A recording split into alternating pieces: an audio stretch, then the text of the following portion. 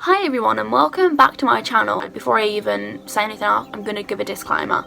This case is a horrific case. It involves a lot of abuse and torture of a teenage girl, and in court the prosecution said that the torture this girl faced was the same as what they did in Nazi prison camps. So this is how bad this case is. So please, if you know it's going to upset you and you can't handle it, then click off. I've got other videos for you to watch. I just want to give that disclaimer. This is the only disclaimer I'm going to give in this video because I've got a lot to get through. So yeah, this is the case of Sylvia Likens and her horrible story of abuse. One of the worst cases I've ever heard of. It's up there with the Junko Furuko case, and that takes a lot. I'm going to cover that case one day because no one's ever heard of it. And no one's really heard of this one. And I think that Sylvia deserves so much more justice. This case really annoys me because so many people could have stopped what happened to her, but they didn't. So yeah, I'm just going to jump straight into it because it's quite a long one. Please apologise. My watery eyes, my sore throat, I'm ill. Not corona, I'm ill in other ways. So Sylvia Likens was born on the 3rd of January 1949, and she had 4 other siblings, 2 older and 2 younger, and I find this really interesting for some reason. So her older siblings, Diana and Daniel, they were twins, and her younger siblings, Jenny and Benny, were also twins, so like she was in the middle of twins. I just find that kind of crazy. Daniel and Diane are 2 years older, and Jenny and Benny are 1 year younger. Their parents, called Lester and Elizabeth, they were carnival workers, and they were a little bit short on money most of the time. And they were always quite worried about their 2 youngest daughters, who were Sylvia and Jenny, and their education and health. They didn't want them to like slip behind because they were travelling so much. So often they would be left with relatives or friends to take care of for a bit so they could continue with their schooling. What they did at carnivals was mainly just selling stuff like candy, beer, popcorn, like snack stuff. They mainly worked at like the booths for extra money. Sylvia was described as being an absolutely amazing young girl. She was lovely, vibrant, bubbly. She had long brown hair. She was always smiling. She was very confident. She had a gap in her tooth because when she was younger she had a little accident. It meant that she was missing a front tooth, but yet she was always smiling, and her nickname was Cookie. She used to love roller skating, and she'd take Jenny roller skating and she'd help her out because Jenny had polio, so she'd injured one of her legs, but Jenny would wear a roller skate on her strong leg, and then Sylvia would help her roll around so she could still have fun. So on July 3rd, 1965, Elizabeth actually got arrested for shoplifting. So obviously this meant the family was going to struggle even more for money, so Lester was going to have to travel again, meaning he had to find someone to look after Jenny and Sylvia. Now this is where the Baniskeski, I think that's how you say that last name, I really struggled with it. This is where their family comes into it. So Sylvia went to school with 2 of the daughters, Paula and Stephanie. So she knew the girls quite well. They went to church together, and the church had a bus service and they'd always get the bus together. And one day Jenny and Sylvia were invited back to the household, so they went in to play with the children and just, you know, when you go around to your friend's house. So Lester went to pick his children up and he got to speaking with Gertrude. She was the mother, and he mentioned that he needed someone to look after them. And Gertrude, she thought Lester was quite attractive. She wanted to kind of woo him over, so she was like, oh yeah, I'll look after them. And obviously at first he was a bit like hesitant because he didn't know Gertrude at all, but then he realised that the girls knew, you know, Stephanie and Paula, they knew the family, so he thought it'd be better than leaving them with someone they don't know. And Gertrude said all she wanted was $20 a week, and that was kind of with the upkeep of them. And she even said that Lester would be helping her out by giving her this money because money was quite tight in her household. So he spoke to Sylvia and Jenny, and they were so excited because, you know, it's like a sleepover with your friends, but like long term. So in the end, this is what he did when he went off for work. So he gave her 1 payment of the $20 up front. Now I'm just going to backtrack a little bit and go into Gertrude's backstory because I feel like her backstory is quite important. So she was born September 19th, 1928 to a working class family, and it was a very big family. They had a lot of children, and it's reported that she had a normal childhood, but I believe something must have happened. This is just my personal opinion. The things that this woman went on to do, she could not have had a normal childhood. I refuse to believe it. Her dad actually died when she was 11 of a heart attack, so this made things even harder for the family. When she was 16, she dropped out of school to marry 18-year-old John Stedman, and they moved to Pennsylvania, and she had 4 children with him. But then he was very abusive, he was violent towards her, so after 10 years she left. And then she married Edward Gerthy. Then she went and married Edward Gerthy, but that only lasted a few months. It didn't work out. He was violent again. And once again, she remarried John. They had another 2 children, but then they got divorced again in 1963. Then weeks after her divorce, she started a relationship with a 22-year-old man. This man was Dennis Lee Wright. They had 1 child together, but then obviously it didn't work out. But he went to court with her, like she took him to court to make sure he paid his child support, but he didn't. By 1965, Gertrude had 7 children and she was a single mom. She had Paula, who was 17, Stephanie, who was 15, John, who was 12, Marie, who was 11, Shirley, who was 10, James, who was 8, and Dennis Lee Wright Jr., who was 1. So Gertrude, she was not in the best of health. She was very underweight. She was a chain smoker. She was described as being a haggard, underweight asthmatic. She was suffering from depression. She'd had a lot of miscarriages. So in 1965, she'd actually had her 13th pregnancy, but her 6th miscarriage. So this just goes to show that this woman had a bit of a tough life. She didn't have a stable job. She just did odd things for neighbours around the town. She kind of relied on her child support checks to come in, which a lot of the time they wouldn't. So she lived in Indianapolis in 3850 East New York Street, where the monthly rent was $55. For the first 2 weeks of their stay, they had a really great time. They would like sing songs, gossip. A lot of the neighbourhood children would actually come around as well. And this was kind of like a safe space for them. Gertrude would let them kind of do what they want. They would drink, they would smoke, they would talk little raunchy talks in front of Gertrude, and she didn't really care. Now, like I said, Gertrude didn't have much money. And Sylvia and Jenny were sharing a room with 4 of the other children, and there was 1 mattress in this room which they'll kind of take turns to sleep on. And they didn't even have a stove in this house. They had like a hot pan and that was it. So I think he blessed that because he didn't even go in the house. If he saw the house and the state it was in, he wouldn't have let his children stay there. Like Gertrude's children shouldn't have even been there, let alone his children, because there were 9 kids in this house. Now after a few weeks, the checks started arriving a little bit late, and Gertrude, this angered her a lot because she relied on these checks. She really needed them to feed her children. And this is where the abuse started. She took Jenny and Sylvia and she got a wooden paddle and started spanking them with it. And she said, and quote, "I took care of you bitches for nothing." So Gertrude was not happy. There have never been any reports of her being abusive towards her own children. It was just towards mainly Sylvia and at the very, very start Jenny. But the abuse was mainly focused towards Sylvia. I think it was because Sylvia was apparently a lot more attractive than Jenny, and they were more jealous of her. And obviously Jenny had her limp and her bad leg, so they kind of pitied her a little bit, so they didn't want to hurt her. I don't know, but Sylvia was the main target, and the abuse would happen over the smallest of things.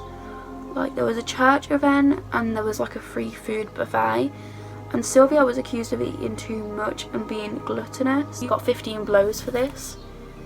She was accused of stealing candy which she'd actually purchased, and again she was beaten for this. Now Sylvia was recycling pop bottles to earn a little bit of extra cash. Gertrude found out and beat her again over the head.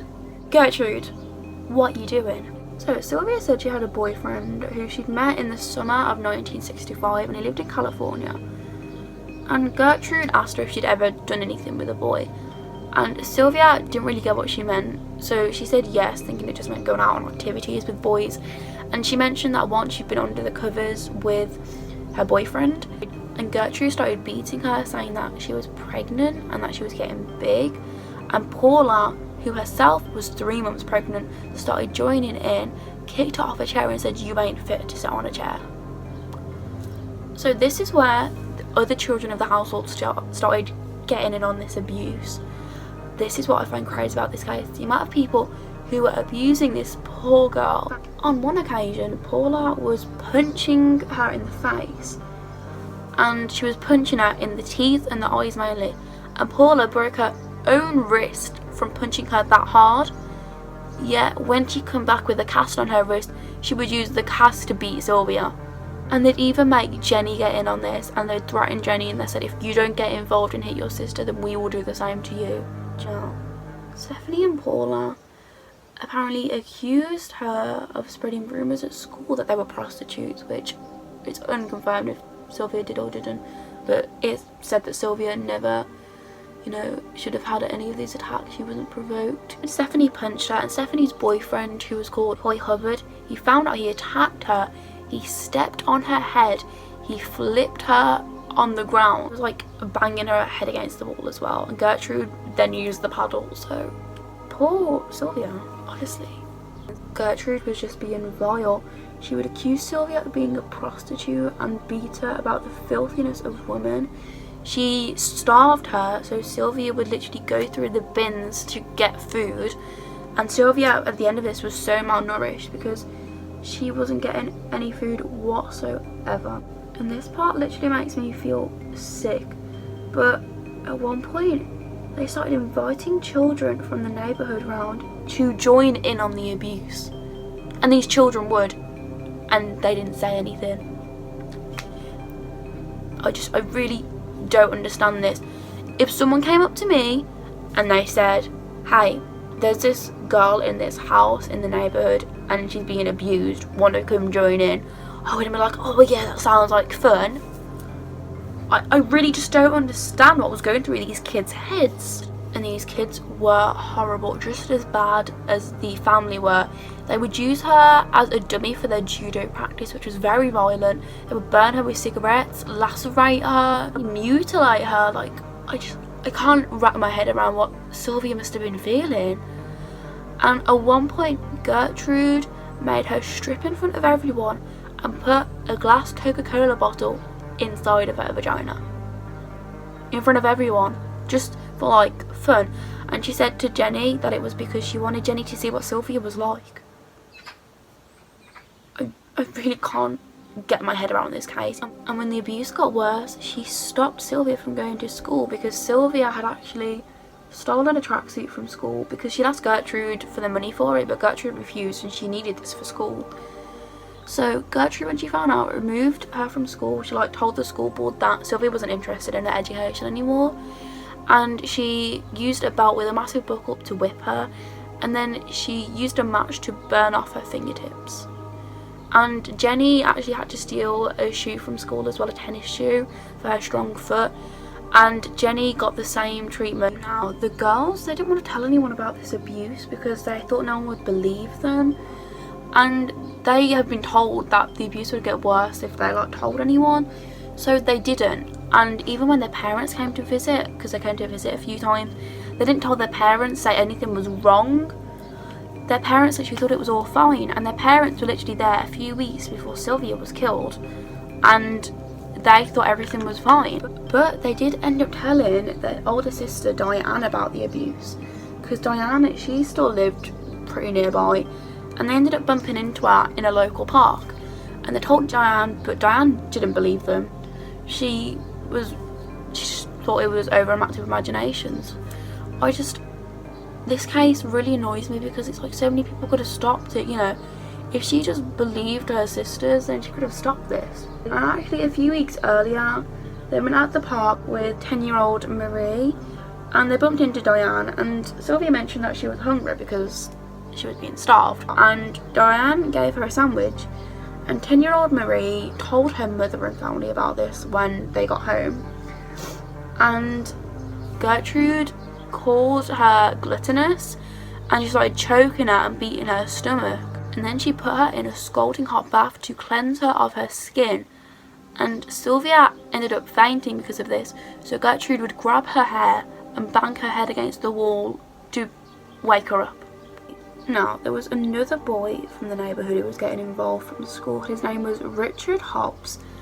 And Richard and Sylvia were friends before all of this. But yet he got in on the abuse as well. And when he heard about what happened with the sandwich, he went round with a hot dog, and it was overloaded with condiments and spices, to the point where it was disgusting. And he forced Sylvia to eat it, and when she threw it up, he made her eat her vomit. I don't understand. He was her friend, and then he turned on her.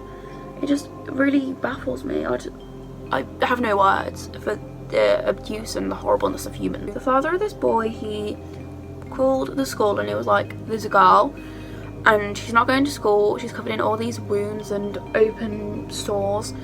And the school went round, like someone from the school went round to like check it out, and Gertrude told them that Sylvia had run away and that a group of boys had like mutilated her and she had like a lack of personal hygiene and that's what had happened to her. And the school left and did not look into it anymore. So they could have helped her if... Oh, it just angers me. Now, their neighbours, Raymond and Phyllis Vermillion, in the time that Sylvia was living there, they'd been in the house twice to just like visit. They were like close with the family. And both of these times they had witnessed Paula beating Sylvia up and giving her black eyes. But they didn't say anything to anyone. I'm baffled. I'm actually baffled. Now on October 1st, Diane found out where the girls were staying. So she went to visit them she said she wanted to start visiting them more often. But Gertrude opened the door and said that their parents, Lester and Elizabeth, had instructed her not to let them see their siblings. Which is a lie. So Diane left and she bumped into Jenny later that day. And she asked Jenny how Sylvia was. And Jenny said, I can't say, basically like, or I get hurt. Now, due to the increase in violence, Sylvia became incontinent. And this really angered Gertrude because obviously Sylvia could not control it. And she wouldn't allow her to go to the toilet, yet she punished her when she wet herself. And basically, Gertrude decided she wasn't fit to sleep upstairs.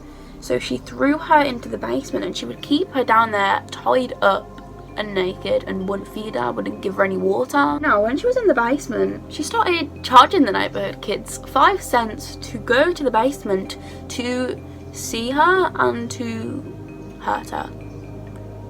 She charged them 5 cents and these kids paid. She was earning money from torturing a teenager. The things they did quite a few times was they would tie her up, put her in a scalding hot bath, rub salt into her open wounds, and they would put a cloth in her mouth to stop her screaming. I'm just gonna let that settle in. Absolutely disgusting. And John Jr., he was the 10-year-old kid.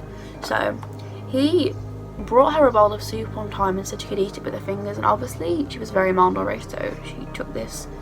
But then he took it back off her and ate it right in front of her.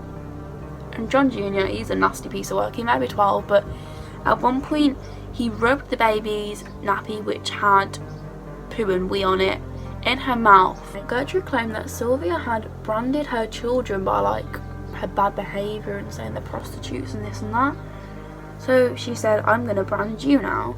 So 11-year-old Marie heated up a needle and Gertrude began to carve onto her stomach, I am a prostitute and I am proud of it. But she couldn't finish it because, I don't know, she just couldn't finish it. Richard Hobbs comes in and he finishes off. Thanks, Richard. And at this time, him and Shirley, Shirley's the 10-year-old, got like an anchor bolt and like heated it up and tried to carve the letter S, like engrave her with it under her left boob, but they did it wrong and they left a 3 on her. And Gertrude said to Sylvia, like, look at your body, you're never going to get married now, what are you going to do? And Sylvia, what could she say to that? We refuse food. We try to give her soup every once in a while and stuff like that, and she wouldn't take it. Well, how about these scratch marks on her stomach? Who put them on her? I did. Why? Well, Gertie just thought of it. She says, since you branded us, we're going to brand you, so she itched in with a pin and I went over it. She showed me how to do it and then I went over it. I did it. Did you ever use any hot irons on her? No. Yeah, that 3 on her stomach, I did half of that. And Shirley Ann did the other half. Where'd the S come from? What do you mean? There's a big S branded on her stomach, right below one of her breasts. Huh? That's what I'm talking about. Well, that's what you're talking about. Well, how about the inscription on there, I'm a prostitute and proud of it? Who put that on her? I did. Did you scratch it on there, paint it on there? How'd you do it? Well, like I said before, Gertie wrote it down there with a pen, and I did the rest. She showed me how to do it, and had Gertie abused this girl?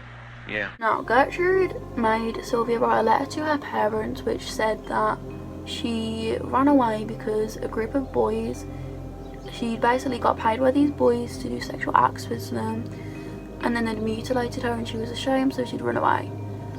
And the intention for Gertrude was to leave Sylvia in a nearby woods to kill her. And when Sylvia heard her saying this, obviously she freaked out and she was like, I need to get away before they kill me. She tried to escape on the 25th of October, but because of her injury she couldn't get far and she was caught. And then Gertrude decides to give her some toast. Yeah, I don't know. She couldn't eat it because of her dehydration. So Gertrude started hitting her face with a metal curtain rod. And this metal curtain rod, after she'd finished, had all these dents in it from where she had hit her. Roy Hubbard takes this and she struck her one last time and threw her in the basement. What are you doing, Coy? Just what are people doing in this case? And that night the neighbours heard banging and screaming on the walls of the basement, but didn't decide to do anything. On October 26th, she could barely talk, walk, do anything. She was pretty much dead at this point. Gertrude took her to the kitchen, gave her a donut and a glass of milk, but she couldn't eat it. John Jr. decides to spray her with a hose. Gertrude jumps on her head as well on this day, just because. He decides to give her a nice bath, and she goes to take her out the basement, but before she can get her out, she realises that Sylvia isn't breathing, and she tells her family, but they all accuse her of faking it. And Gertrude starts hitting her with a book, shouting, "Fake her, fake her." But after a while they actually realise that she was dead. So she tells Richard to go to a local payphone and ring the police, and the police arrive at 6:30 that night, and Gertrude tells them that Sylvia had run away, and she kind of correlates it with the letter she wrote her parents saying that these like teen boys had done all these injuries to her. Sylvia had arrived an hour previous to the police arriving, and in that hour Gertrude was just trying to like heal her, but obviously it didn't work. Jenny whispered to the police when the family weren't listening, "Get me out of here and I'll tell you everything." So the police took her out to the police station and he made a full statement about everything that had happened. This led to the arrest of Gertrude, Paula, Stephanie, John Jr., Coy and Richard, and they were all held without bail, and the other children were all placed in like kind of a home for children who like didn't have anywhere else to go. Now Sylvia's body was covered in over 150 wounds, all kind of varying in size, severity, like stages of healing. Her fingernails were broken and bent backwards. Her lips were pretty much like almost chewed off from where she'd been biting down on them. She was missing a lot of layers of skin on her face, neck and knees. And her official cause of death was like a blow to the head. Her professional name is subdural hematoma, I think that's how you say it, and it basically meant that like she'd had a really bad blow to the head and like the blood had kind of clotted up. But the shock of her injuries and malnourishment had also played a big part in her death. It's proven she was in a state of shock for 2 to 3 days before her death. So on the 27th of October, Gertrude was denying everything, but she did say that her daughter Paula had beaten Sylvia a lot of times and she was jealous of her, and that on 3 occasions Gertrude had made Sylvia sleep in the basement just because she kept wetting herself. Paula admitted to spanking her often with a belt and pushing her down the stairs of the basement too, and she did also say that she broke her wrist once beating her that hard. And John Jr. also admitted to all of his crimes as well. On the 29th of October, 5 children from the neighbourhood were also arrested, but the police took their statements and then they made like a bit of a deal with them and released them back to the custody of their parents as long as they were witnesses at the trial, which really angers me. So I'm gonna name and shame these people. A lot of sources don't, but I found the names and I feel like you deserve to know the names of these horrid children. So the names are Michael Monroe, Randy Lepper, Darlene McGuire, Anna Cisco and Judy Duke. Remember those names because these are horrible children. So in December, Gertrude, Paula, Roy, Richard and Jr. they were all charged with first-degree murder, but Stephanie was released because there wasn't enough evidence for her, so she was just free to go. Love that for Stephanie. The next year, in April, the trial began, and they said they were all seeking the death penalty for all of them. The trial was all done together because the crimes were committed in unison. Gertrude pled not guilty by reason of insanity, which was proven to not be true because she'd had psychiatric evaluations and she was sane at the time. Jenny testified saying that they would attack Sylvia all the time without Sylvia provoking them. Sylvia couldn't even cry because of how dehydrated she was, and Jenny broke down in tears on the stand when she was telling the court that a few days before her death, Sylvia had said to Jenny, "I know you don't want me to die. I'm going to die, I can tell." Randy Lepper, he was one of the neighbourhood boys who was arrested, he also said that Sylvia couldn't cry because she was dehydrated. And this little scumbag, right, he was telling the court how he was beating Sylvia multiple times. He beat her at least 10 to 40 times. When he was saying this, he had this evil smirk on his face. And this boy is just free, you know, he didn't go to jail, didn't have any repercussions. Evil Baptist called Roy Julian also testified that he knew a girl was being abused in this household, and when he spoke to Gertrude said this girl was being punished for basically prostitution. So he didn't tell anyone because he was like, well, that's justified, right? No, Roy, no. And when Richard testified against, like, to defend himself, he said that whenever he carved the words into Sylvia's body, he didn't do it that hard even though blood was there. And that Gertrude started it but forced him to take over. And another girl called Grace Sargent said she heard Paula bragging about how she wanted to kill Sylvia and how she'd broke her wrist, like beating her up. I don't understand how so many people knew stuff and didn't do anything. In a closing statement, I've got a quote from Gertrude's defendant. He said, "I condemn her for being a murderess, that's what I do, but I say she's not responsible because she's not all here. If this woman is sane, put her in the electric chair. She committed acts of degradation that you wouldn't commit on a dog. She has to be crazy or she wouldn't have permitted that. You have to live with your conscience for the rest of your life if you send an insane woman to the electric chair." Look at the lips on that girl, how sadistic can a person get? This woman is stark mad. All of the children's defence said none of them should be put to death because they were children, they don't understand their actions, and they were like guilty of being immature, but they were just following Gertrude. And they also said that the official cause of death was the blow to the head, but it wasn't confirmed who did that blow, so it couldn't be confirmed who actually killed her, which I think is ridiculous because she would have died anyway with all her injuries. Dumbasses. Gertrude was found guilty of first-degree murder. She was sentenced to life in prison. Paula was found guilty of second-degree murder, so got life in prison. Junior, Coy and Richard were found guilty of manslaughter and got 2 to 20 years. In my opinion, the last 3 should have got way more. Retrials happened in 1971, and Paula, she took a deal, so she pled guilty to voluntary manslaughter, which got her sentence reduced to 2 to 20 years. And even though she tried to escape prison twice, she got released in 1972. Released into the world. Make it make sense. And Gertrude got parole in 1985. She got released from prison after 20 years. Disgusts me. Moved away to Iowa. She changed her name to Nadine Van Fossen. She was a model prisoner apparently. That's why she got released for good behaviour. She never took any responsibility for her crime. I did never beat that girl. Never. She was beat up on by other girls. In fact, my own daughter socked her in the jaw and broke her wrist. And so, I mean, there you go. And girls around the neighborhood beat her up, bloodied her nose. One girl broke her nose, in fact, I think.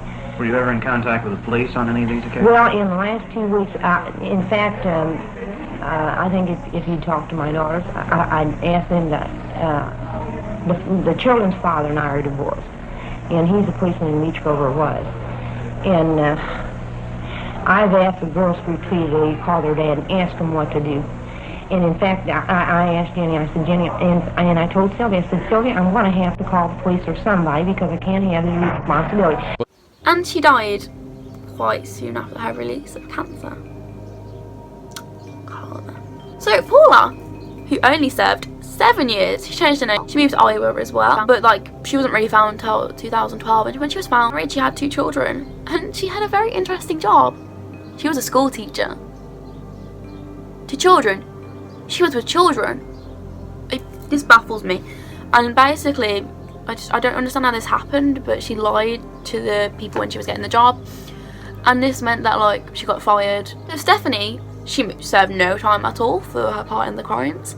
She moved to Florida, and funny story, she also became a teacher. She had children as well, so Stephanie just didn't get anything for this. So John Jr., for his part in the crimes, served 2 years.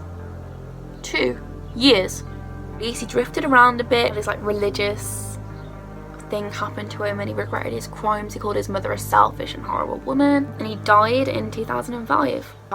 Sorry, my ring light's just broken on me, so you're gonna have to deal with this lighting now. He served no time, said in Indiana. Shirley, who was the youngest in the family who was confirmed to take part in the crime, served no time, and we don't really know where she is. James was 8 at the time of the murder, and, well, some reports say that he did take part in it, but some don't. It's never been confirmed. There's not much is known about him at all. Dennis, who was 1 at the time, he obviously was put into, like, foster care for a bit. He was adopted by the White family. He changed his name to Denny Lee White, and Roy Hubbard served 2 years for his part in the crimes, and then he stayed in Indiana, didn't change his name or anything, and he was actually found not guilty of another murder less than like 20 years later. So Roy Hubbard, what a guy. Richard Hobbs served 2 years for his crimes. 2 years, yeah. And he died of cancer when he was 21. Karma. Now, the house where the murders happened was empty for many decades until it was knocked down and turned into a car park. That is all I've got for this case. It's called one of the worst crimes that ever happened in Indiana, and to me it's one of the worst crimes I've ever heard of. Sylvia did nothing wrong. She did nothing and she got abused. Gertrude targeted her for no reason. The things they did to her, and so many people knew, so many people were involved, and no one did anything. So many people could have stopped this and they didn't. It really, really angers me. I can't even imagine how Sylvia must have felt. She felt so hopeless. She had no one to go to. Yeah. I hope you've learned something in this video. I'm not going to say I hope you enjoyed it, because what can you enjoy from this? The only enjoyable part is when all the evil people who took part in this died. But I don't think any of them served nearly enough time. Gertrude definitely should have got the death penalty. And that the fact that the rest of them served like 7, Paula served 7 years, the rest of them served 2 or no time at all, it really, really angers me. I also think the children in the neighbourhood who took part in it, who got arrested but then released, they should have got arrested as well and like charged with something. So yeah, I will see you in the next case. Hopefully it's a little bit less dark and twisted. Bye guys.